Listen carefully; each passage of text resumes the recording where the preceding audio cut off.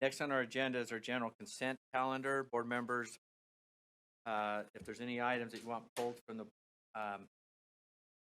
consent calendar, this is the time to do it, and bring it back for discussion. Lights are on. Member Cannon. Yes, I would like to pull item number 5 just for a brief discussion.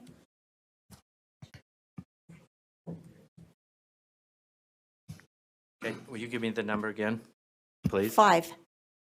Okay. Educator license. Yeah. 4.5. Member Earl? You come back to me, sorry, I'm Okay. logging back in. All right, 1 second. Member Moss? I'd like to pull item number 2 for discussion. I've notified Superintendent Nielsen that I'd request some discussion on that one. Okay. Member Earl? Yes, it's the contracts. Do you want me to tell you the specific ones? The Yes. West Ed contract and So it's 4.3. Panorama. Mm-hmm.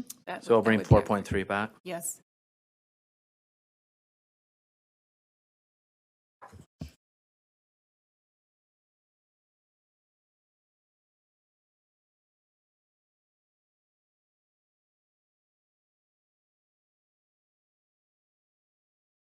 So the only action left in our consent is The minutes. the minutes. Okay, hang on 1 sec. Will you turn you can do that. A motion to approve the consent calendar minus 4.2, 4.3. I'm seeking a motion to approve the consent calendar excluding 4.2, 4.3, and 4.5. So moved? Is that what you So want to do? moved. Okay, do we have a Second. second? Any discussion? Seeing none. All those in favor say aye. Aye. Those opposed? Voting is unanimous. Hearing aid is singing to me for some reason today. Okay. Member Cannon, 4.5. Thank you. This And is that's the an information item, not an actionable, so. this was on the consent calendar, and it's the Educator licensing report. I think this is an important item to have brought to the attention of state board members. I was delighted to see that predominantly our teaching force is professionally licensed. And, a few years ago, we changed the licensing rule. I guess my real questions about this, I am wondering if we are thinking or have done any kind of an evaluation of LEA training and mentoring that is associated with LEA-specific licenses. And I'm wondering about if there's an evaluation of how the associate licensed teachers are performing, and if we are retaining these people who are growing our own into teachers getting professional licenses. Okay, So, we have Dr. Hyde that just responded quickly to jump up here as you're asking your question. Again, this is an information item, so for clarity on that. Sure. Dr. Malia Height, Educator Licensing Coordinator. We have just started doing a review and audit of our LEA-specific policies. So LEAs that have issued LEA-specific licenses, we've done an audit of their policies and the other requirements that are needed. And we will be contacting LEAs with results of that. So that's the first step in kind of looking at what they're doing. As far as the associate licensing or the associate educator licensed individuals, they are receiving more in-depth training than the LEA-specific licensed individuals. And we've seen many of them progress to the professional license, and that's the path, that's the intent, and so that's good. It still is a little new to be able to see the impact on retention and student outcomes. But we're starting to look at some of that data since we now have 1 year, one complete year of educators with the associate license. Do you have a Thanks. follow-up? Yeah. May I just make a request that we look specifically at evaluating the LEA training and mentoring for these teachers? Because I guess that's the big concern. We turned that over to LEAs without a lot of support or background or anything for them to do that. And I'd just like some kind of assurance that these people are getting some support. Yeah, we're certainly working on that, and that's something that we're discussing. How can we expand that training and support in the next year? And luckily, we were able to, through the session, secure some additional FTE in licensing that will be a massive boost in being able to support the field in these efforts. Right. And then will the audit that you're doing come back before the board? Yeah, we can share that information, absolutely. Yeah. Thank you. Thank you, Chair. Okay. Member Hart, I think on the same subject? Yeah. Okay, thank you. Member Hart. Yes, I'm really concerned about CTE. And I looked at the slide, EPP enrollment for teaching license areas, and we're not graduating any CTE out of the universities. What are we doing since there's such a dramatic shortage and we're not graduating them? So that is actually part of the design. So a CTE license area is intended for individuals who do not have a bachelor's degree or for whom their field of expertise does not require a bachelor's degree. So anyone else has a CTE endorsement, that may attach to the secondary license area. And so if they're going through a university program, that's the license area they're pursuing because they're also pursuing a degree. Okay. So like if we think about auto shop, if you have your national ACEs certificates, then you are qualified for a professional level CTE endorsement, and then you only have to complete the general pedagogy in order to qualify for a professional CTE license, and you do not need a bachelor's degree for that license. So that's why we're not seeing any CTE licenses come through the university system. Okay, so that 38, just so I understand, they have, because it's the educator preparation enrollment, the Apple program is providing for those 38 the basic pedagogy? Yes, so the Okay. general pedagogy of lesson planning and the teaching cycle. Yeah, Okay, okay. And they're bringing their industry certification. correct. What are we doing for people that don't have an industry certification? So they can still earn their industry certification. There in CTE are a variety of pathways to demonstrate competency that can be. Okay, So there's lots of ways for them to Okay. do that. And some of these CTE individuals in Apple are also working on their industry certifications. gotcha. Okay, thank you. Okay. I'm not seeing any other, Member Moss, I think you're on your item that was pulled, correct? Are you speaking? Yeah. Do you have, we're not there yet, so No, before I I'm move sorry, off this of is this for that. information item, it doesn't require action. Thank you. Thank you. Okay, Member Moss. Oh, is your light on? Sorry. Oh, hang on, don't leave. It's trying to do three things at once and it Yeah, will just you pull the wasn't- mic towards us so that Right, everyone can trying get you? to do Thank three you. things at once, it wasn't working.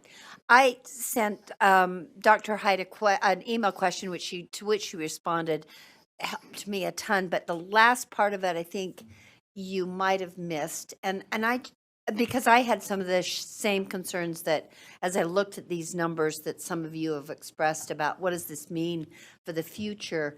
And the very last part of that email, Malia, was are we do we need to be concerned that these programs that seem to be graduating fewer and fewer candidates will dry up entirely? Or is that just what do you see? What do you, in your, silver Sure. my So in, ball, is when that a you, mixing yeah, metaphor? my magic crystal ball. Magic crystal ball, not Crystal a silver ball. ball. Thank you. Mixing metaphors a bit. So one of the challenges of that data is that it only shows us how many individuals are enrolled and how many have completed in 1 year. So it's not showing us a trend over time. One of the things that is a little bit of a challenge when we start looking at trends over time is that the WGU program is expanding. Exponentially. Yeah, it's really getting much larger, and they provide the greatest number of professionally licensed teachers to the state, which is phenomenal. But because they're a national program, they their numbers are getting bigger, and so it looks like the other university numbers are getting smaller, but just by comparison.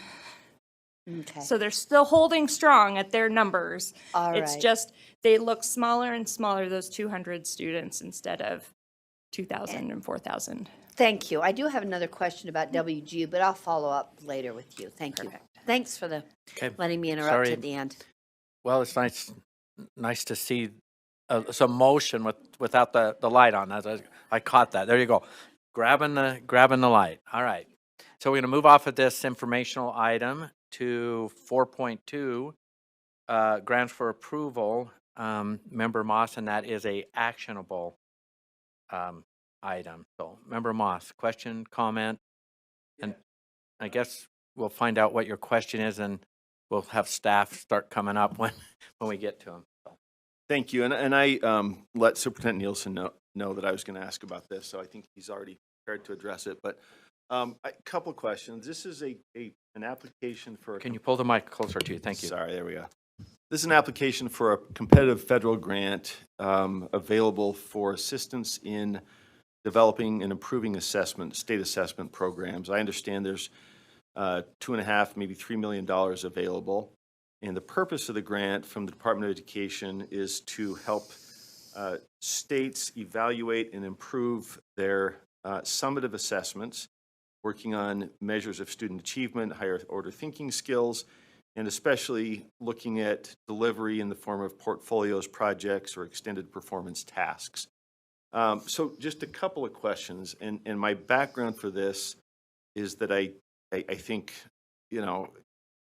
I'm wary of federal strings. That's a constantly expressed concern. It's one that I share. I don't think, and I won't go off on an extended discussion here, but I frankly enjoy the opportunity to engage in learning from other states, sharing other ideas.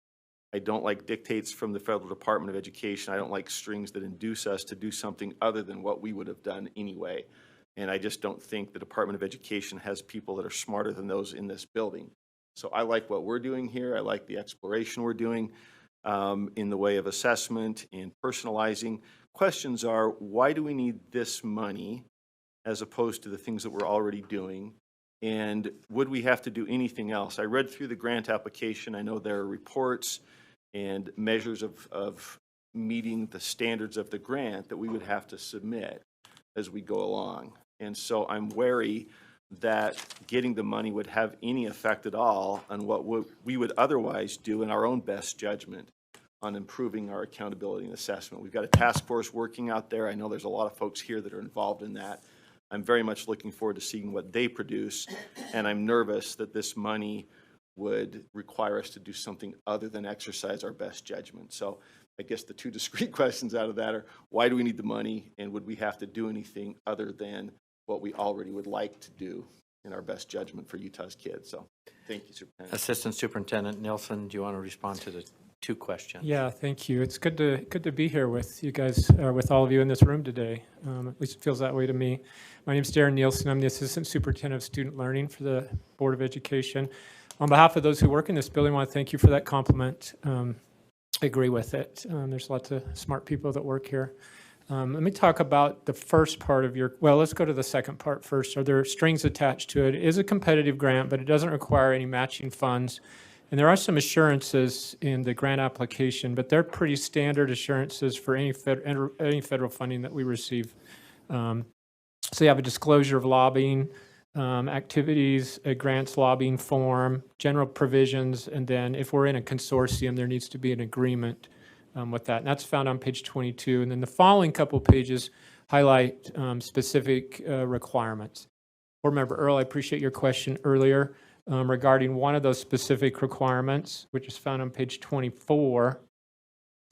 And we were able to get some clarity around making sure that the state board has to provide some assurances that whatever product we produce through the grant is accessible to the students that we've designed to provide that for. So that's the strings that are attached, and you're correct. There's significant reporting that would fall on the shoulders of your staff here in this building throughout the process of the funding cycle, which can be up to 4 years in length. So the first part of your question, if I heard it correctly, is why would we need this funding, and isn't there other funding that we can use for this? Superintendent Dixon earlier talked about these 5-year plans that will be coming forward. In assessment, we created through a stakeholder group the assessment strategic plan for the board that was brought to the board, I think, in December of 2020. And it contains some recommendations that your staff in assessment have been working under and trying to implement. I'm going to read a couple of the recommendations within that plan related to Portrait of a Graduate and personalized competency-based learning, which is what interested me in this funding opportunity. And I also should say that I received, I had several members from LEAs across the state forward me the grant application, like, did you see this? Who are affiliated and working with personalized competency-based learning. So one of the statements in the strategic plan is that the state board could convene district personnel to create assessments and develop other resources to support a Portrait of a Graduate competencies. The State Board of Education could curate a resource bank seeded with high-quality assessments that then teachers could use. After receiving prompts from several LEA representatives, I convened a number of administrators from the schools in our state who participated, or districts in our state who participated in the first round of personalized competency-based learning grant program. So they're some of our forerunners in that area of implementation. So I had representation from Davis District, from Washington County School District, from JUAB, from Iron, and from Alpine School District. And we met on Friday, and I had a question as we talked about this. I says, is there interest? Because I've put this on the board agenda for them to consider giving us authorization to submit an intent to apply. And then if so, what are your ideas around this? That group expressed interest. They're not authorized to grant interest on behalf of their board, obviously, but as school administrators, they were interested in that. So that's what's initiated me putting in this request for you to consider allowing us to submit an intent to apply for these funds. And you're right, it can range as high as $3 million. I think they say the average they expect to be around $2.5 million. Tomorrow in the Finance Committee, the board members who are in there will be considering what to do with approximately $13 million in your existing assessment accounts as a result of carry forward because of the pandemic savings and also litigation funds that have been made available. So there are funds at the state level. And I'll be honest with you, to provide a request for you to give me authorization to create and submit an application before April 18th did cause me to give it considerable thought of whether that was in my best interest or in the board's best interest. And in the end, I felt like applying for this funding opportunity is in the board's best interest, although not in my personal best interest. Do you have a follow-up? Do you have a follow-up, and then we have other hands? Yeah, I don't want to monopolize. Thank you for that explanation. I'd personally like to explore state funding options that meet the same goals, but I don't want to monopolize. So thank you for the detailed response. Okay. Member Earl, is this on this Yes. one? Okay. Yes, it is. And I just a couple of things. I do think I get concerned about quick turnarounds of things, right? Where we're just like, oh, we've got money, so let's figure something out instead of staying consistent and steady. And I asked the question the other day. I said, has the state legislature ever not supported us in the funding that we've needed for assessments? So if we've needed something, have they not provided that need for us. And that isn't the case. They've always provided what we've needed because we've been able to provide an argument to them of the necessity for it. Let's see. The other concern I have is taking staff away from things that we have as a priority already moving forward on. We're currently working on relooking at our assessments. I just don't think we should get ahead of where we're going, because I think what that does is we end up creating, I don't know if confusion's the right word, but it creates more work and more time. And then those are my primary concerns. We have extra funding that we're talking about already, using it for expanding whatever on assessments. If this is a priority, then we may want to look at using that funding for that in place of the things we're talking about tomorrow on Finance Committee or whatever. Doing more stuff is not better. Doing the right things is better. And I think when it comes to assessment, that we need to be careful not to make things too complex for the people that we engage with and work with. And if there is a good plan this way, I think it should be thoughtful, and we should move forward with the state's interests and not necessarily a federal interest. And then if we choose to move this forward, if the board chooses to move it forward, I do request that we do bare minimum of data that is requested of our children and of our educators and of our communities. Just absolutely what's required, not any of the other data that they are suggesting that may not be of requirement. So that's my comment. And before I've just got a quick question here. And well, first a statement, a little bit of a statement, but then a question for you, Darren, is these federal dollars are our dollars. I work, a lot of people work, and they go to the federal government. And the state of Utah brings federal dollars back into this state in agriculture and highways and all sorts of different programs and subject to grants. And the one thing about grants on the optional side, we have some control as we get down into the fine print of them to deny or whatever it is. But I think it's almost a disservice when you have an opportunity like, and I've heard from some LEAs also on this to say this is an opportunity, and I'm like, okay, I'm looking at the risk too, or how are my hands going to be tied, and I don't mind having dollars come back if it's not damaging us in any way. That we can attempt to try to bring whatever betterments forward that we can, and in this space, it's on the assessment and accountability side. So I usually don't speak to too many things, but I'm trying to find the risk side of this on the application side, and then if there's some surprises that come to us down into the details, then you turn them back. It happens in the ag world, it happens in the transportation world, it happens in services all over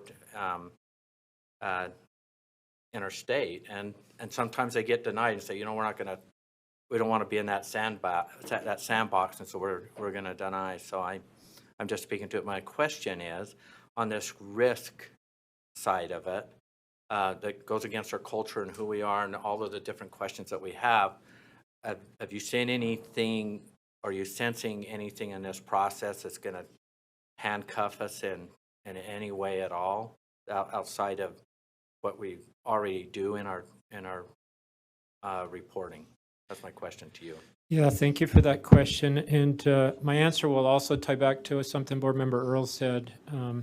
In my decision of whether to bring this forward as a recommendation for the board, the risk was one of the variables that I considered. And I couldn't see things in there that are risks other than just some of the staff time that will be lost if we don't get the funding. It is the other variable that I weighed. It's not necessarily a risk, but a benefit on the benefit side is these funds could help us advance and help catapult our schools and districts that are working, the front runners on our PCBL and Portrait of a Graduate.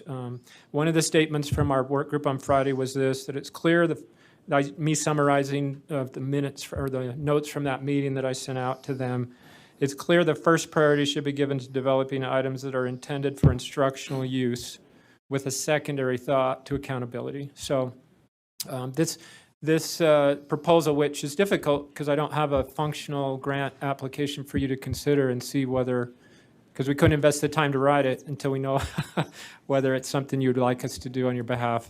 But this, the benefit side, on the opposite side of the risk, is that it could help us advance the work that's already part of your plan and also incorporate it into your assessment strategic plan that we're trying to use to guide our work in your behalf.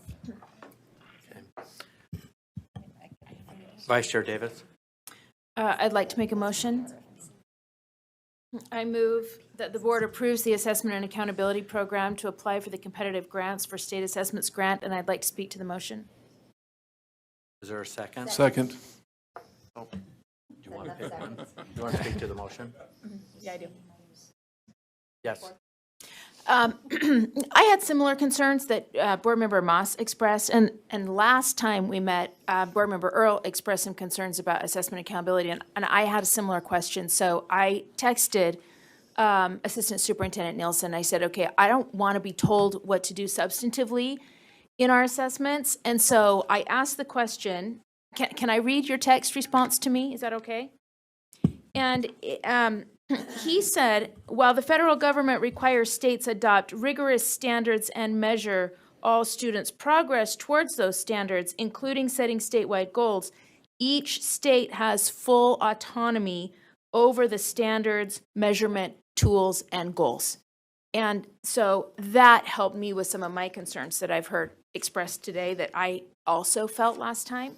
And from what I'm hearing you say today, you are saying that this is not something that would be adjacent to what our assessment group is working on, but it would dovetail with the work that our assessment group is and agency are working on.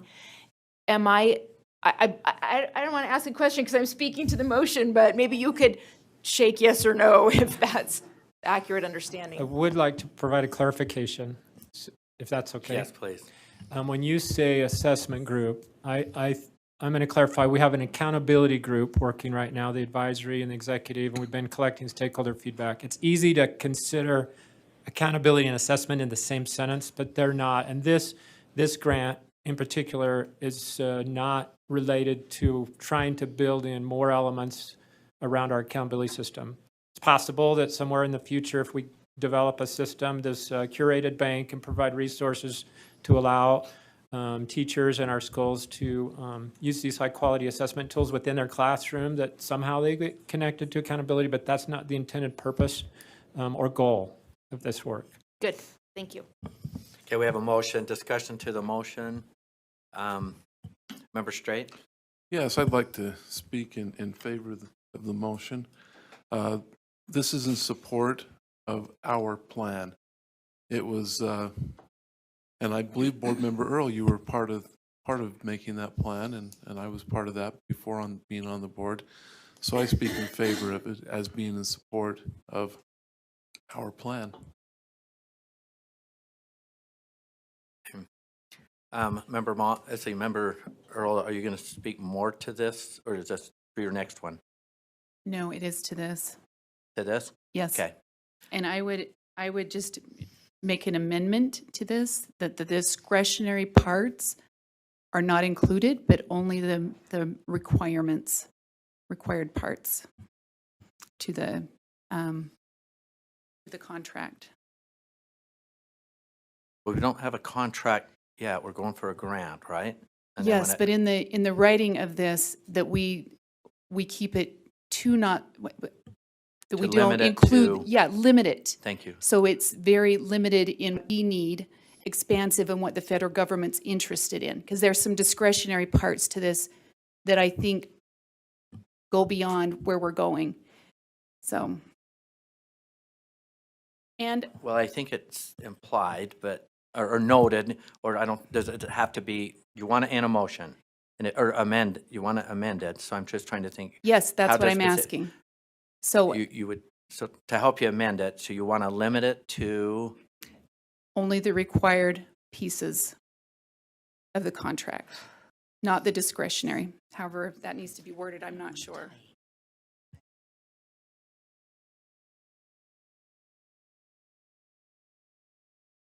hang on. When do we have to submit, though? You're saying it can come back, but we have to submit within 6 weeks. It's a quick turnaround. It's not just, The due date is April 18th. Staff will have to have this prepared and submitted to the Department of Education by that date. So I don't know that we'll have the application fully prepared by the April board meeting. are you good? Do we need, you still want the amendment to? is it needed or understood? If it's not understood, then I need the amendment. Is it understood? I think, I understand it, Can I ask a clarifying question? yes. Okay. So the grant application requires states to identify an absolute priority, which is that absolute priority 2 that I've listed. Then there's a competitive priority that if states include that allows their application to get additional points. And then there's an invitational priority that's listed there. The invitational priority is focused on supporting effective instruction and building educator capacity through the development of high-quality assessments, and there's a little more to that. As long as if I'm clear, if those aren't the optional things we're talking about, or if they are, like invitational priority, it doesn't need to be included in our application, but I believe it would enhance our application. Is that the kind of optional things that you're concerned about? Board Member Earl? And I'm trying to craft, I want to help her with her motion, but I'm confused of what, There are some things that are required, and I'm looking under the GEPA Section 427. And then there's some things that are not required, and specifically speaking, it's up to, allows applicant discretion in developing required description, and the statute highlights 6 types of barriers that can impede equitable, we're getting into the equity thing on a federal level. That's where my concern is. Access and participation, where we're breaking out gender, race, national origin, color, disability, and and age. that's in the application. That is a discretionary piece to the application.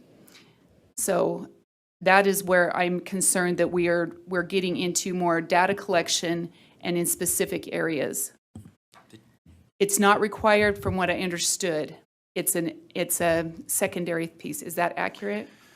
Yes, on the accessibility question that you'd asked, which talks about those 6 priorities, we don't need to address all 6 of those identified student groups in our response. Only the accessibility related to the tools that we're going to develop, which are classroom instructional tools, which most likely would just focus strictly on students with disabilities and making sure that the tools are accessible to them and students learning English. Which would be completely appropriate, and that's what I'm asking. Well, if it's clear, and then we can come back to this on that, if we are a recipient of the grant, and that we can come back and make sure it's clear or we deny it. That's true. The board will be the one that authorizes receiving the grant if we're successful in our So application it comes process. back to us, so Right, that input, I think, is noted. Well- You said April, it won't be ready. No, if we get it. What, we have to get it first, You have to get it first, and then you have to accept it. Correct. So we can just throw away that federal money at any point. And then it comes back, and it's sizable, so it comes back to us for accepting or approving. That's how I understand it. Correct. But these are all good noted conversations of risk and, okay. So I'm going to state the motion one more time so we can speak to the motion. And that is that the board approves the assessment and accountability program to apply for the competitive grants for state assessment grant. Member Moss, your hand or your lights on? Yeah, thanks. Brief comment against the motion. I know I sound like a curmudgeon. It's bah humbug to turn down free money. I've just never seen a federal program that was free. I don't think we fully understand the strings. And frankly, I would fully support seeking to use our own state available money or seeking additional state money to do whatever it is that we need to do with this money. So I as you indicate, I compliment highly the work of our staff. I want to support it. I just would rather shift whenever we can to state money where we control how it's used and our priorities. I don't like the idea of absolute priorities. Even the language just kind of gives me the willies, I have to admit. kind of a Jeffersonian twitch, you might say. I just don't like having us meet their absolute priorities. I want to set our own, and I fully support funding it, but I appreciate the good work that you're doing, and that's the reason for my opposition. Member Lear, speaking to the motion. I do support the motion. I feel like, and I'm a little concerned about Member Earl's suggested motion that just became more of an understanding. I feel like I have to give, I am not an assessment expert. I feel like Assistant Superintendent Nielsen is. I feel like the people that he works with are experts, and I really don't want, in looking at that word discretionary, I don't want to tie his hands either. I don't want to tie their hands. If there are discretionary decisions that you make in writing this, I don't want you to feel constantly that your job's at risk, and I'm exaggerating a little for effect, in using your professional judgment to make decisions that you believe are good for the board. And so I really support Darren doing his best work with the people who are very experienced assessment people. And then if we absolutely get the money and we find ourselves flush with money, we've suddenly moved to 15th in funding in the United States instead of 103rd, then I would support us in telling the feds we don't need your stinking money. But I feel like right now, that's a hard thing for me to swallow.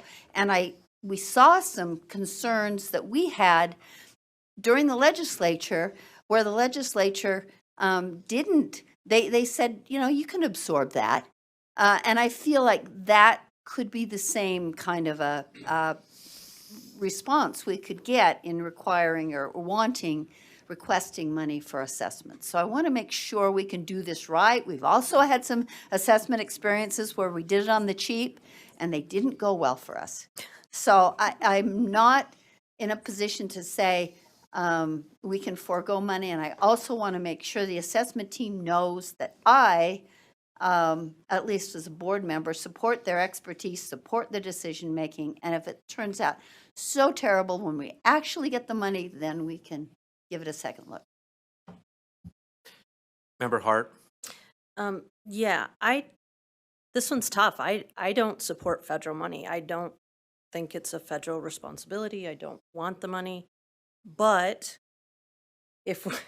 since it is our money coming back to us, as long as it has very few strings in implementation. I don't like federal involvement in how we do business. But if they want to, and we want to support districts who are moving in this direction, and from what I heard, and my question, or I don't have a question because I'm speaking to the motion, but what I heard was there are districts moving in this direction who are interested and need and want various types of support. And that changes the complexion of it to me. I also would completely vote against it if there wasn't a chance to say no thank you. If this was our final opportunity, it would be an absolute no. But I do see that this does not it doesn't involve itself in our implementation of assessment. It's more development of assessment, more sophisticated assessment opportunities. And if that's incorrect, will you please shake your head? Because that matters to me. That's a difference that matters. So thank you. Member Klein. Yes, I want to echo what's been said as far as federal funds. That's one of the things that I ran on. And earlier or last year, we voted to accept the ARP ESSER funds, and I've been kicking myself ever since, especially as more and more comes to light about what that actually means for our schools. And I'm not going to make that mistake again. So anytime we have these federal dollars coming, they may be our dollars, but the federal government does not see it that way. and they will always treat it as their money and set the requirements.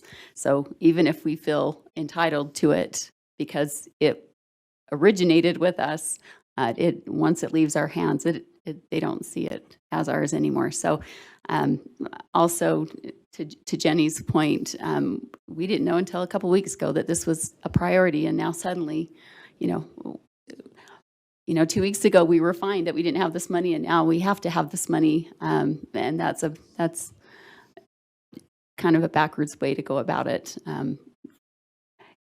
Things aren't, there's nothing that's free.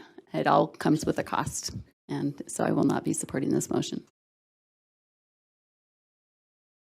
Member Cannon.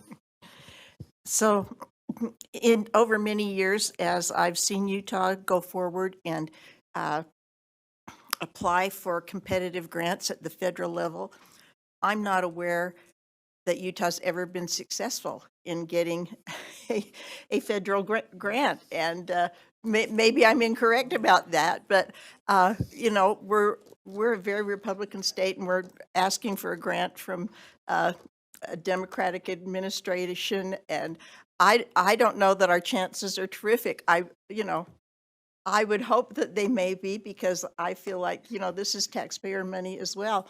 I also have confidence in Darren and his staff and the people he's surrounded himself with to do a great job with assessments for the state of Utah. But it could be much ado about nothing. It's hard to get these competitive grants. Thank you. Not seeing any other comments. I'm going to state the motion before the board, and then we'll vote on it. The motion before the board is that the board approve the assessment accountability program to apply for the competitive grants of state assessment grant. All those in favor say aye. Aye. Those opposed? So the ayes, raise your hand. Member Booth, Member Straight, Member Hart, Member Hanson, Member Cannon, Member Norton, Member Lear, Vice Chair Davis. So, okay, the motion passes. Oh, Laura, are you with us? Yes, I am. I voted no.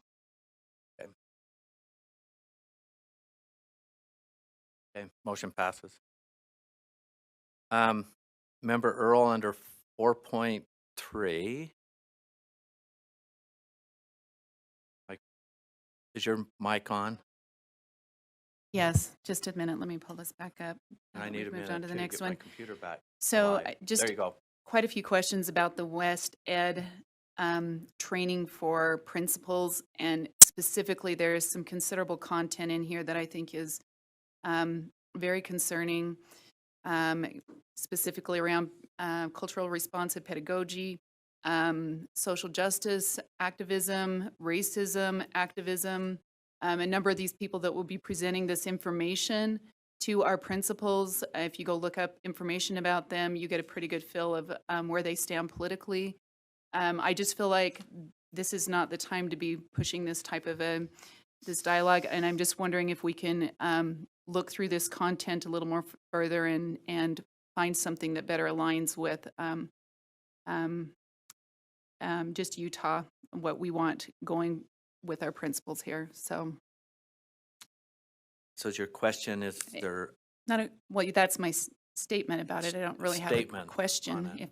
Yeah, so Okay. I would be voting Anyone this else down at have- this point.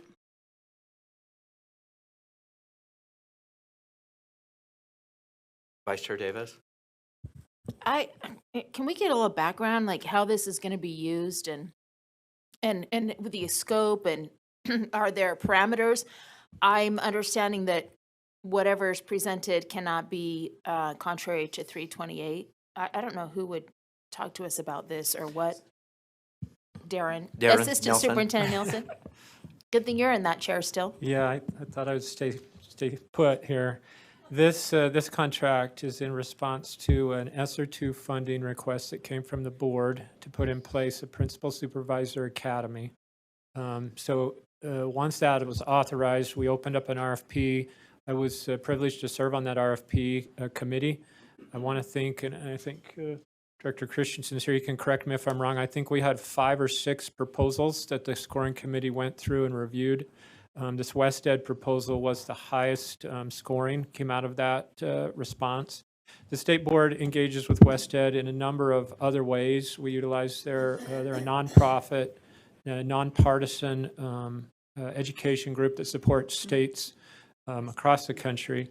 One of the parts of the contract that I would draw the board's attention to on page 12, when I scroll on a PDF, it's under outcome goal number 3. District principal pipeline documents, so it's one of the goals that they're going to create. But it points to something that I think hopefully relieves some concerns. Created by district central office staff, display stronger alignment with state level policies and practices and programs.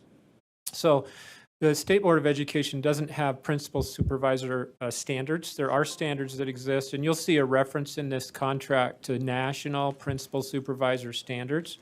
That's only because we don't have a framework that's been identified within our state board for supervisors of principals. We do have school leadership standards, but this contract does require, to your point, Vice Chair Davis, and not only to that policy or rule that you've identified, all of our vendors are subject to all of the policies and rules that are contained within our state, both government and within the State Board of Education. Yes, follow up. So what specifically would they be hired to teach, to address to our principals?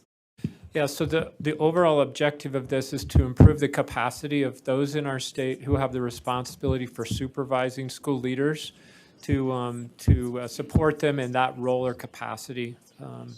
If you were to, and maybe some of you have experience in this role, I was both a principal and a supervisor of school principals, and it's an area that's been neglected is too strong of a word, but there's not been a lot of support for people who wear that hat. There are, again, structures and procedures and skill sets that can be established. So this contract will involve 2 large convenings with up to 200 participants. It's optional, so LEAs will recruit. LEAs can send their principal supervisors to these large convenings, both at the beginning and the end. And then there'll be small group cohort breakout sessions. A lot of this will be done virtually. And then there'll be individual coaching one-on-one. When I worked in Box Elder School District, when I was a principal supervisor, our superintendent established a contract with a private provider, Observer Tab, to provide coaching to principal supervisors and to our principals. And it was one of the most beneficial things that I experienced as a school leader as far as helping me grow professionally and increase my skills to lead other leaders. You have a follow up? Last follow-up. Who will be vetting what's going to be presented prior to make sure that the concerns, that 328 is not violated? Yeah, so at the conclusion, if the board approves this contract today, we'll immediately communicate with West Ed. They'll receive a copy to be signed, and that will initiate a kickoff meeting where we'll begin having planning meetings with West Ed staff and USBE staff. I'll be individually involved in that, as well as a number of other staff members for the State Board of Education who work within the school leadership umbrella here for your staff. Okay, member Earl? Yeah, who did your original training that was so great that you had in Box Elder? Observer Tab is who we contracted with to provide coaching services for us. They're a smaller entity. Yeah. West Ed, one of the strengths of the West Ed proposal is the capacity and the resources that they have access to.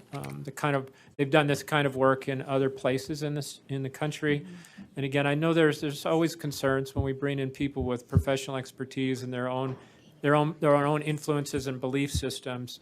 But we're protected in the contract that they're responsible to adhere to all of the state board's rules and the statutes that exist here. And then your staff, myself included, are responsible to make sure that is done.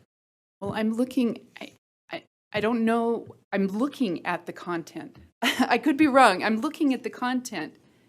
And I looked up the people and their information here, and it's already spelled out, how many hours, online programs, what they're going to be covering, anti-racist stuff.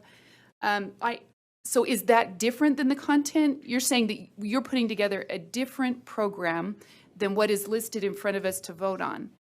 No, No, the okay. contract is the agreement. is the contract. Between them and us, but the details within that. So let's say if we take a topic like racism, and that's going to be addressed with our supervisors of school leaders, they'll need to address that in the way that has been directed through the State Board of Education and statutes that are contained within the state law in Utah. So it isn't the racism part, it's the anti-racism, and it's the activism, it's the social justice activism that's built into this, that's baked into this. And I have no doubt that our staff will do their best to adhere to 328. That isn't the question. We already know what we're getting. We're seeing it right here. I think we really need to look and say what else is out there that would really do the things that you said have already happened in the experience you've had. I just don't feel comfortable moving forward on this. Okay. Member Moss? Quick process question. This is an area, as I look through it, that can be tightly focused, evidence-based, identifying barriers and overcoming them, or it can turn into more detached and loose, ideologically driven material. And I hope this one is more of the former, but I'm curious, when we do a contract like this, especially where it's in that space, do we ask for the evidentiary basis of their approach, and did we get that here so that we know it's that kind of targeted, science-based development of our leaders rather than the other thing? Yeah, can I address that question, Chair? Yes, please. On the RFP scoring process, and I don't know, Zach, if you have access to pull that up, there was one of the scoring criteria that relates to your very question about the practices they're proposing, our research evidence-based practices. So each of the scoring committee members, as we read the various applications, scored on that. We can find that quickly to make sure I'm remembering this correctly and not getting it confounded with a different RFP that I've been involved in. Follow up? Where's the bottom? I think?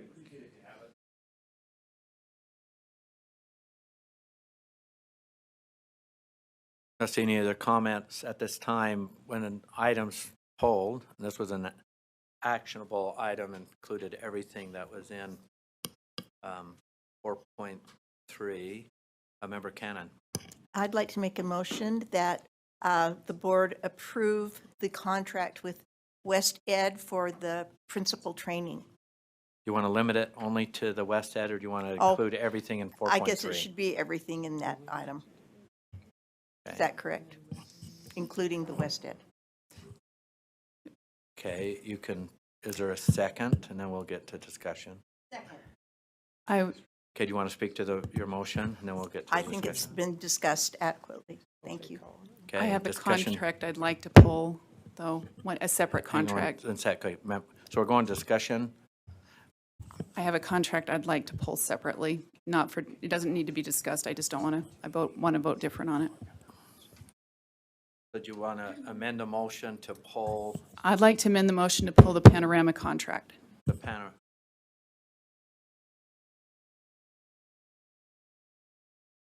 Okay, is there a Okay. second? I'd like to divide the question then. 1 second. Second. Okay, want to speak to your amendment to the motion? No, I just want to vote on them separately. Hold on, Okay. are we doing, so we're going to vote on this with all the other contracts and, The motion is everything included in 4.3. Your amendment removes, I would like, oh, can I well, amend my you've got a motion? motion, you've got an amendment and a second. So you want to? I'd like the principal one contract and the Panorama voted on separately, and then the others can Which work one? together. The West Ed, the West Ed. So you want to, so you want to amend it to pull Yeah, so there's West three Ed votes. and Panorama. Okay, and we have it, is your second still good? Yes. Okay, any discussion in pulling those two? Okay, this, no, okay. So the motion is to amend, the amendment, we're going to vote on the amendment, and that is to pull the Wested and the Panorama from 4.3. So that's the amendment before the board. And your light's still on for a reason? Okay. I'm not seeing any light, so this is on the amendment. All those in favor say aye. Aye. Those opposed? Okay, with the ayes, raise your hand for the amendment. But it's not really, well, we're pulling two out.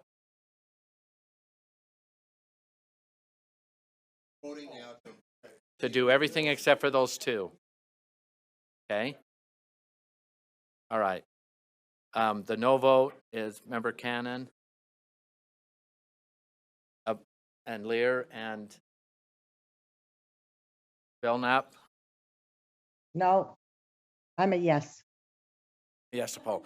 Okay, the motion passes. So it's amended. So the motion before the board is to approve everything under 4.3 with the exception of Wested and Panorama. Any discussion? I'm not seeing any. So members, all those in favor, I was going to also have you vote. That's that bad habit. All those in favor of approving 4.3 with the exception of Wested and Panorama, say aye. Aye. Those opposed? Passes unanimously. So there's two loose ends that are not loose ends that are not included in the actionable items. That's Wested and Panorama. Anybody want to do anything on those? Member Earl. I make a motion that we send the West Ed contract back until it better aligns with 328 and other policies we have. Their second? Okay, we can't send it back. Is that what you're saying? No, That we vote against. How about just this? That we vote against the West Ed contract. Well, the motion, I'm trying to get your motion. Your motion is to not move forward with the West Ed contract, which would be no motion. I mean, so you're voting to, Right, just, you don't. I guess like that this is a motion. contract. But you don't have to, not to do anything, you have to make a motion to do. Not to move forward. So if there isn't a motion, any other member Lear? I guess I am trying to understand this. We had an RFP process. We had submissions. We all desperately agree that administrators need training and support. We've had requests to the legislature for funding. Most of us who've worked with schools know that that administrators really need some propping up. They need some skills. So we went forward with an RFP, chose the best of who applied, and now we're saying we're going to look again. I just think we're doing a disservice to our administrators, and I'm personally confident that this is a strong proposal, and we need to help our administrators. So I speak against the motion of delaying this or not doing anything at all. But it looked like Chair, it looked like maybe Zach Christensen had something to say in response to what I just said, if I misspoke, or if I didn't or just something to say. Okay. Vice Chair Davis? My question is just the same actually as Board Member Earl's in the beginning. I mean, can we take some time and include language into the contract with West Ed that's very clear that says we want the provisions of our board rule and law in place? Can we do that? And if so, then I'm going to move that we do that.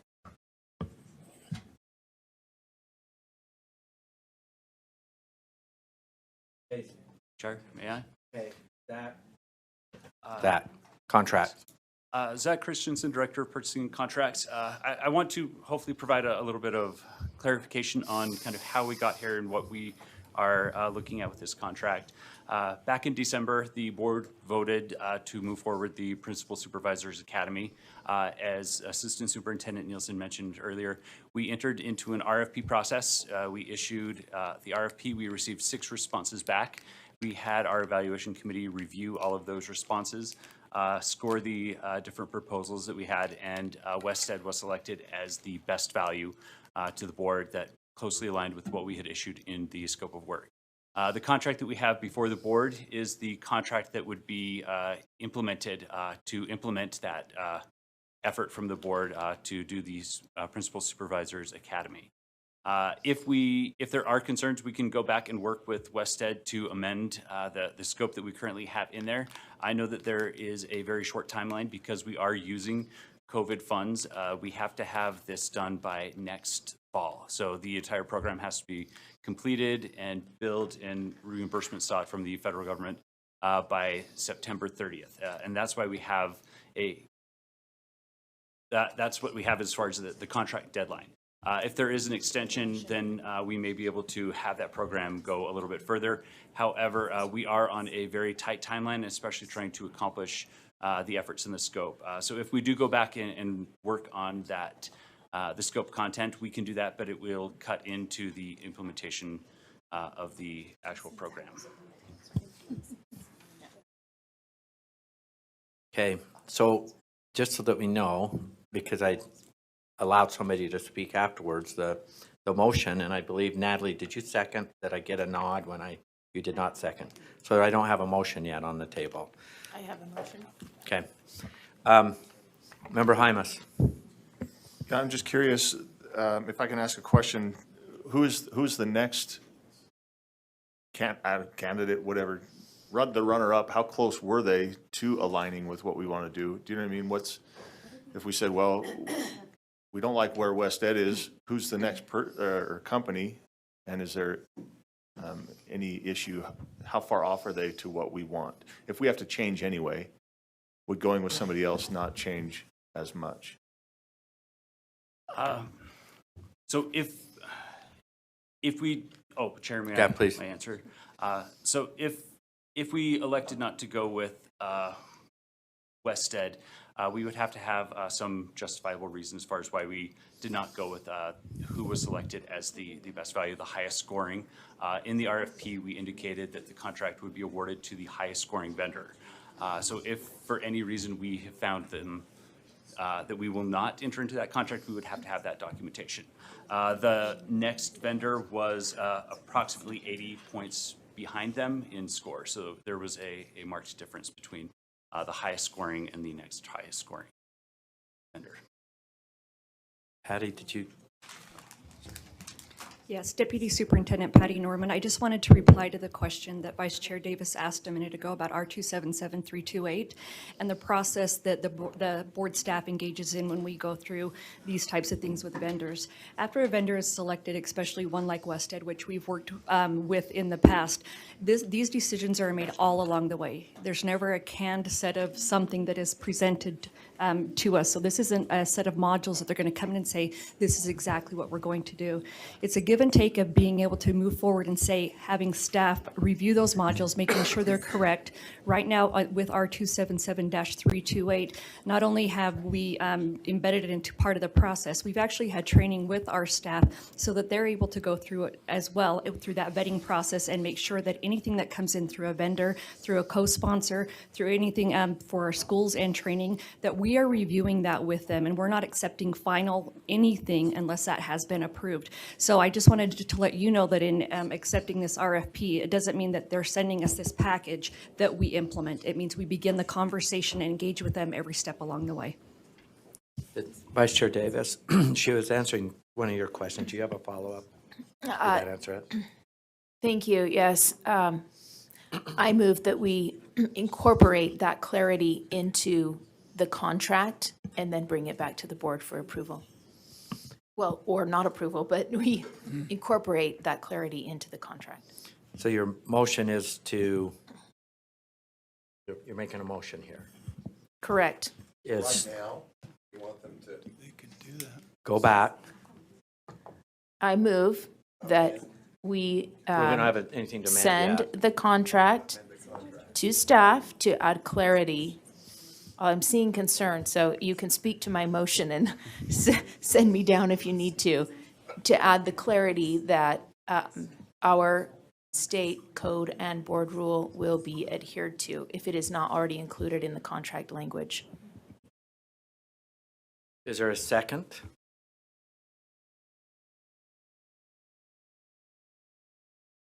Could I just ask a question of staff, Chair? Just point of privilege? Because I thought that was addressed, that question was addressed, and I thought that that was included in our contract, but I need to understand that. So that's what they're gonna, but I'm curious to, if we don't get a second, then we go back to Zach. Well, I may second, but I need to know what's in the contract.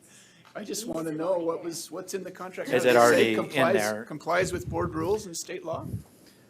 May I? Okay, so are you the second? So now, Yes, so our contract has this in several different places. On the contract cover page, we do incorporate by reference all code rules that may be required to be performed under the contract.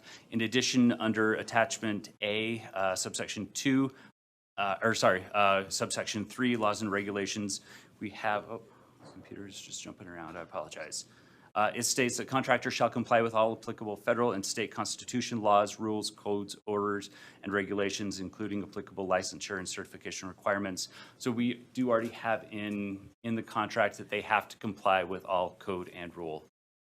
I withdraw my motion. Could I ask one more, Chair? Okay. I'm sorry, I know we're getting a little out of line. So in the evaluation of the RFPs, is one of the criteria alignment, ability to align with, especially in this area, Art 277-328 and other board rule? that, We do not have that as a specific criteria as far as how it aligns to that rule or policy, but we do have, and I believe that Assistant Superintendent Nielsen was going to email us over. We can send over the criteria, and we do ask about their ability to have, for example, experience in designing evidence-based curriculum and other things, and how it aligns to the scope that we have. And in the scope, we do always include that it has to align with code and rule. So it's by reference that anything that they do submit has to be compliant with code and rule. It's not an evaluatable or scoreable subjective criteria as far as whether they do comply with code and rule or not. If we found that their responses did not comply with code and rule or were against it, then they would be found non-responsive and would not be considered eligible for award because it would be something that would be contrary to code and rule, which is part of our mandate that we have to follow. you have a follow-up? I do. So how confident are we in our ability to work with WestEd to modify? Because I am fully expecting that their canned presentations will not comply with Utah code and rule. And so how confident are we that we can get them? I mean, they do have a lot of capability. They are a big player in education. We do have a relationship with them. How confident are we that we can work with them to get something that is acceptable? Chair, can I respond to Yes, that? you will. Yeah, I don't have any concerns about our ability to work with them in a way that supports them individualizing and creating content specific to our Utah circumstances and conditions. And again, the responsibility for making sure that that happens would fall on myself and a couple of other individuals that'll be working with this project. And I'm ready to make a motion then, Chair, if I'm Well, okay to do that. Hey, hang on one sec. I'm not going to give you a follow-up yet, but let's, Member Moss. Quick question. There is a lot, and this is, I think, what we're talking about here with the culturally responsive equity approach, wanting to make sure that's in compliance with our rules. My question prior to that was that the focus of the RFP? Was this intended to focus heavily on culturally responsive and equitable practices, or was it designed to increase excellence and performance in an equitable approach? It's just a very heavy focus on that angle, which I think is very helpful and useful in the right context. Was it designed to be a broader focus on excellence in helping students as we come out of COVID, and that's the approach they took, or was that part of the kind of proposal process? Darren? Can I answer that? No, it wasn't. I don't have, I guess Zach's pulled up the actual RFP, but it was not the focus of that. I don't know, Zach, is this something I can just read? So the Utah Principal this was a document that was released for vendors to reply to. Academy will include opportunities for principal supervisors to engage in whole group professional learning institutes, small group principal supervisor professional learning communities, and individual one-on-one coaching focused on the development of the knowledge, skills, and strategies too. And these 5 bullets then are going to get to what you're wondering, what did we ask for? Support principals to develop and implement carefully selected evidence-based leadership practices based on the goals and priorities of the schools, families, teachers, and students. Gather and use evidence of principal effectiveness to inform leadership development efforts. Personalized support for principals through one-on-one coaching, small group professional learning communities, and high-quality professional learning. Develop positive relationships with principals as their coach and supervisor, and recognize highly effective instruction, positive learning environments, and opportunities to accelerate teacher and student learning. And then there's a couple of others listed here. There are multiple approaches that the vendor could take, so we allowed the vendors to respond of what approach do they recommend, and adjust to the design of the academy accordingly, based on geography, based on school system, based on the LEA principal supervisor structures and systems of supports that the district already has in place, and based on school level, elementary, middle, high school, and so forth. So that was the document that we released. I will tell you that as somebody who read all of the RFP responses, this one had a smaller amount of the content that's been brought up as a concern than the other proposals. Okay. Member Klein and Hanson? Okay, so my question is, you said that you wouldn't accept anything that had those elements in it, and yet this is before us, and it's written explicitly in the plan. And yet it somehow made it to us when you said nothing would that had those elements in it that don't comply with R277328. So my question is, how did it get this far if that is, how you determine what is approved or not approved? Yeah, so I don't know that there's, and I could be wrong, if there's anything in the actual contract that violates 328. I can give you examples. Would you like me to read to you? Because the detailed work that's going to be done with the principal supervisors has not been developed yet. Those are the themes of their work. But it's in there as this is what they're planning. This is what you brought before us to approve. Correct. So I don't know how you wiggle around that. It's right there spelled out. So not to mention, I've been on West Ed's site. I've looked into them thoroughly. This is the kind of content they put out regularly. This is who they are. This is what they stand for. This is their agenda. So I will not be voting on anything from West Ed going forward. Member Hanson? Yeah, I'm ready to make a motion, Chair, that we approve the contract with West Ed. And I'd like to speak to that motion.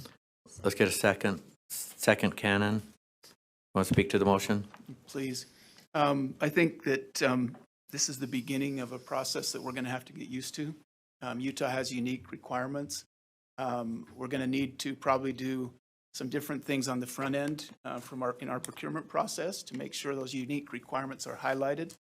And I don't think that we can get into the business of ruling out one after one players in the education industry because we don't like some parts of their content. I think that they're on the hook right now. We've heard from staff. They're on the hook right now to comply with Utah code and rule. Our staff has confidence that they can work with them to do that. I think that we will get a good product here. Everyone's on high alert. We need to have something that complies. And I think that the next time out, we'll do things a little bit better, and we'll probably get a higher bid from the people that we're working with because they'll know that they have to customize for Utah. And that will be the price of the work that we put into developing rules and complying with the law here in Utah. But it's a price that we should pay. But I think this is just the start, and we should dive in and do it. I don't have any qualms with the product that will come out. We have good staff, and WestEd has signed up. I do believe the next time things will go smoother, but that's my comment. Okay. We have a motion and a second. Discussion to the motion. Member Hutchings. I just wanted to make a comment really quick. I really, really like the idea of having this principal supervisor training. I think it's very much needed, and we've already talked about that. I would just, one point in whatever program we pick is that, not that we not just make sure it's compliant with 328, but I think we need to have a part where these principal supervisors are trained on how to help their staff comply with 328. That's the biggest question I'm getting as a school leader, is that teachers want to comply with 328 overall. They're just unsure how, and they need some training on how to comply. And I know we're working on that too, but I'm sure that principals and principal supervisors would really appreciate that that's part of this training also. Member Moss. Just briefly, I'll reluctantly support this. The reluctance is only that I find, a focus on things that get us into this territory where we have to deal with 328. And I hope they're going to promote excellence and dealing with all the challenges across the board as we come out of COVID, and do that in an equitable way. And I'm supportive of that, but I see a focus on equity that can be correct and helpful, but I just don't see the across the board, here's how we're going to strive for excellence for every student. And I hope they're doing that. And I also hope, of course, they're going to, figure out how to comply with 328. But I worry, and this was brought up earlier, some of what we can focus on gets us into some of these contentious questions where focusing on excellence for everybody up front, which is not, as I see it, the central thrust of this, would get us there better and help everybody, and then we can work through all those equitable issues as part of that process. I do like a lot of what the work WestEd does, and so I'm appreciative that our staff will work with them to do the things that fit our priorities. Member Hart. Yeah, I very much think that principal supervisors need training and guidance that will benefit everyone.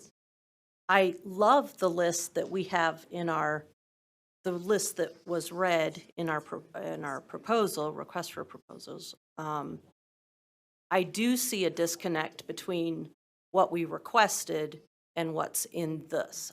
There is a disconnect, and that worries me.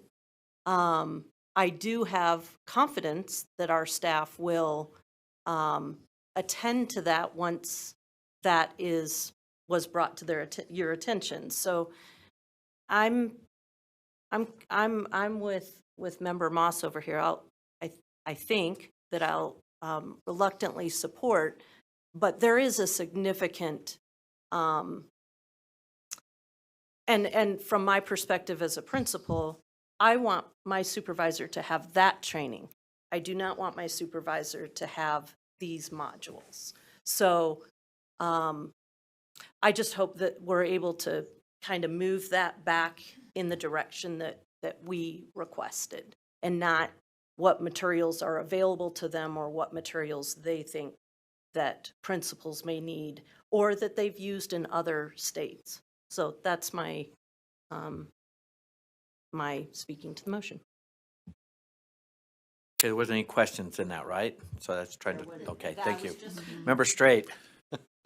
Yes, I'd really like to say I really appreciated our proposal and the verbiage and the philosophy and the ideas and ideals of that. And yes, I do see some concern areas. We're going to work through this. We're going to get it right, and I trust the staff will bring back a product that we can all get behind. So I appreciate the work that's been done. And I appreciate the proposal very much. So thank you. Member Earl? I could almost duplicate the same thing, except for the requirement was that they attach the resources and documents to be used. They're going to have to start over, in my view. It's just not, it's not there. It doesn't say, like has been stated, the very things that you read off, because that was the intent, and that was what we were hoping to get. And whether or not this content just came because this is what's convenient for them, but it says here, this is the presentation and materials that were to be used. I'm looking down that. Maybe they've got a whole different system that they can put in for Utah. I'm not, I guess I'm a little bit skeptical because the whole content fits in a certain area, a belief system, a political belief system, and that's what's concerning to me. I hope they can do that. They attach the requirement, this is their work, this is their best work, and that's what's concerning to me.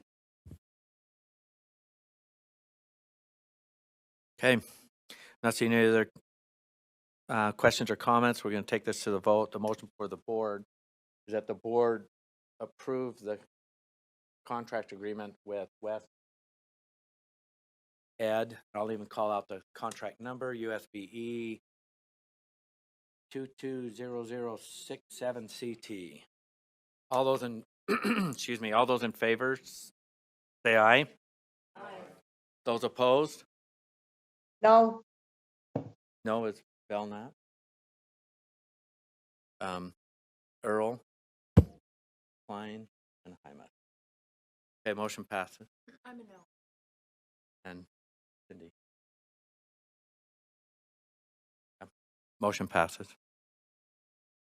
Okay. Not seeing any other questions or comments. The one contract that was in the packet was the Panorama. Insurance. Is there any, Superintendent Dixon? Yeah, I'm if I not taking can- a motion, but what's your comment? No, if I could just take a point of personal privilege, within the next week or two, I just commit to the board that we'll sit right down with WestEd. I think the point is the standards, the standards are sound. It's the materials that, and I think as staff and board members, we're expressing concerns. I just wanted to publicly commit to you that we'll get right with them and have them look at the materials. And I think, Zach, we can do that since it's focused on standards. We can do that without significant amendments. We can just have them resubmit the materials, correct? I hope this is not out of order, sir, but I just want to make sure that we're addressing board's concerns. It's on my to-do also to follow up and make sure they're all too, so, okay. I'm not seeing any proposed action on the Panorama contract. So with that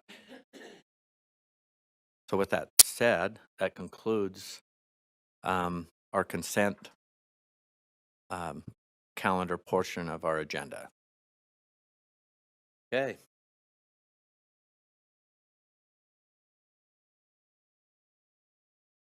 Next up is our, oh, hang on. Point of clarification, please. Was the Panorama contract voted on? No, it was pulled. It was pulled from our consent calendar, and pretty much when it's pulled and it's not on the table. So there was two pulled. One was acted on, which was the West Ed, and there was no direction or action from the group on the Panorama. Oh, may I make a motion to approve the Panorama contract? Well, I haven't moved my next item yet, but yes, I'll accept a motion we'll Okay. see where it goes. So, All right, I'll make that motion. and your motion is to, To just approve it as an item okay, on to the approve consent calendar. the Panorama education contract that was included in our consent calendar. That's your motion? Mhm. Okay, is there a second? Second. Okay, want to speak to your motion? I'd like to give staff an opportunity to speak briefly about the content of the Panorama contract. Okay, please continue. Thank you. Aaron Bruff from Data and Statistics. What this is again, Panorama, we had a pilot program with an annual budget of $250,000 that USB will pay for half, and then the additional component would be purchased by the LEAs. So for $500,000 for an annual contract. We reached our max for the pilot of 125 schools. We had some carry forward fund from last year that we presented to the board saying we'd like to use this money for additional schools and districts who would like to participate. That was approved that we could use the funds. We took the funds, put it in. That's what this is right here, is an extension or additional funds to use for some districts who would like to start this year with that pilot program, which is now going to be turning into an ongoing program. So it's additional $192,000. We have Granite School District, Iron School District, and Cache School District would like to start this year using those funds to get them going. Tell us what they do. You have a follow-up? I just, tell us what the pilot program is and what it will do. Okay, pilot program, again, it's an early warning system that is delivered to them via Panorama. Panorama goes in contracts with the LEAs individually, and then they connect with their SIS system, they connect with their incident data, their attendance data, and then there's an option, depending on if the LEAs want to use it, of social emotional learning components inside of that they can put out on surveys. Those are collected and it's put into a single dashboard where teachers, principals, district administrators, depending upon the district, on what levels of access they want to grant, then can go in and access and look at that and get, again, an early warning system, meaning once a group, individual students, depending on how they're looking at that, work or looking at a number of students, they can then say, okay, as a team, these are the, this is, the plan. So it dovetails in with, for example, the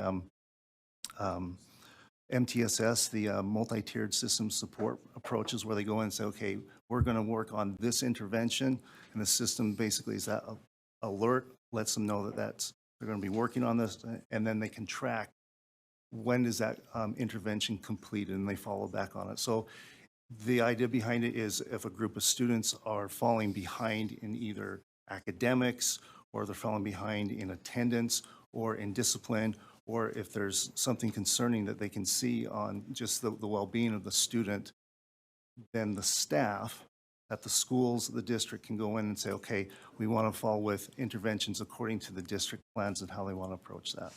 So that's what it does. Thank you. Especially seeing as this would extend this opportunity to Granite District, who I represent, I would like to support this program and move for approval of the contract. Okay, we have a motion, discussion to the motion. Member Earl. Yeah, I'll be quick. I've worked with Aaron Bruff on some of the legislation with this and just making sure that it keeps privacy and different elements to it. I do have concerns with this particular vendor, and so I will not be voting for that reason. But I do know that there's some good early warning systems out there that are doing great things. Like I said, it's just this particular vendor that I have concerns with, and I appreciate the hard work of our staff and others in trying to clean that up to create the safety and such that needs to be happening. So thank you. Thank you. Vice Chair Davis. Yeah, I, upon hearing some concerns, interviewed an LEA that uses Panorama, and I was told that the content on whatever's used in the surveys is entirely up to the LEA.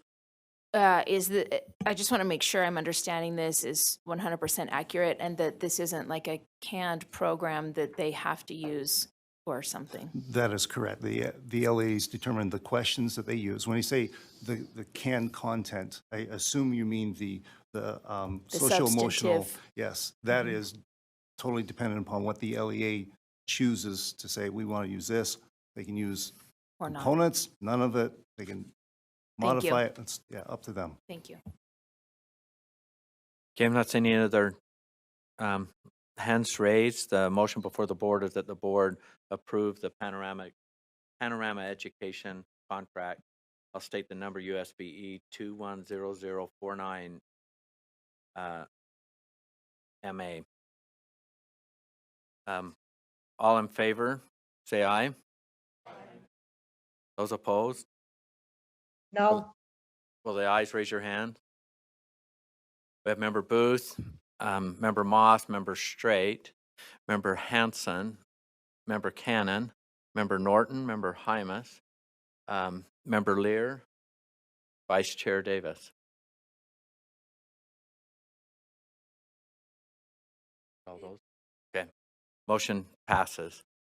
So we don't have any, all items in our consent calendar have been addressed.